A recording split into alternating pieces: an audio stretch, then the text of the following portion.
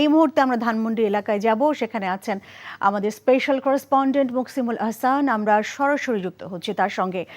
মুকসিমুল, আজ তো আওয়ামী লীগের ওয়ার্ডে ওয়ার্ডে গণজমায়েত হওয়ার কর্মসূচি রয়েছে, তো ধানমন্ডি এলাকায় কি হচ্ছে সেখানকার সার্বিক চিত্র আপনি কি পর্যবেক্ষণ করলেন আমাদেরকে জানাবেন?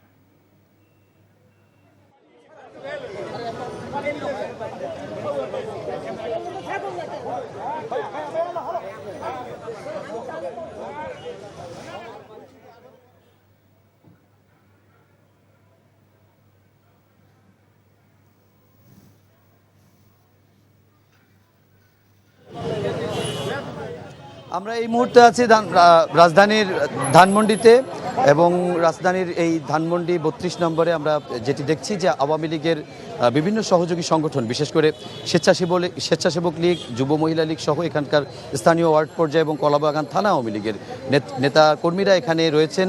এবং আমরা দেখেছি যে সকাল থেকে তারা শুধুমাত্র এই কলাবাগান কেন্দ্রিক নয় কিংবা এই ধানমন্ডি ৩২ নম্বর কেন্দ্রিক নয়, এছাড়া আমরা দেখেছি যে কিছুক্ষণ আগে এখান থেকেই আওয়ামী লীগের নেতাকর্মীদের একটি গ্রুপ তারা গিয়েছিল ধানমন্ডি ২৭ নম্বরে, সেখানে কিছু শিক্ষার্থীরাও জড়ো হয়েছিলেন, তারা সেখান থেকে আবার এখানে চলে এসেছেন।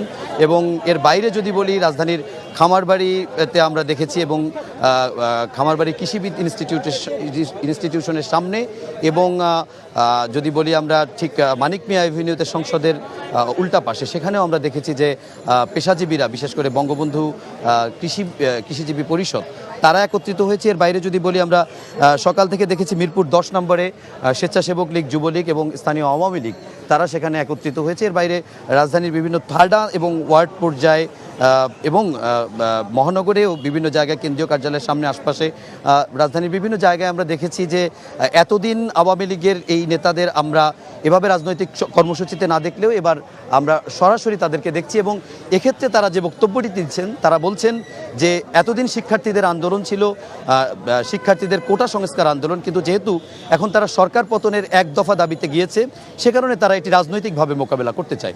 যে কারণে শোকের মাস আগস্টে তাদের যেমন শোক দিবসের প্রোগ্রাম থাকবে, ঠিক তেমনি রাজনৈতিকভাবে তাদের বিরোধী পক্ষকে মোকাবেলা করার জন্য তারা রাজপথে সরব থাকবে।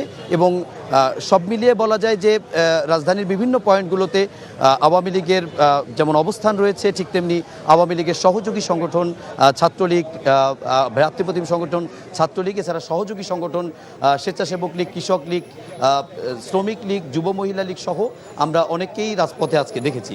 তো লিনা, এ হচ্ছে এখানকার ধানমন্ডি ৩২ নম্বর কেন্দ্রিক আওয়ামী লীগের কর্মসূচির সবশেষ খবর। লিনা, ধানমন্ডি থেকে জানছিলাম আওয়ামী লীগের কর্মসূচি খবর।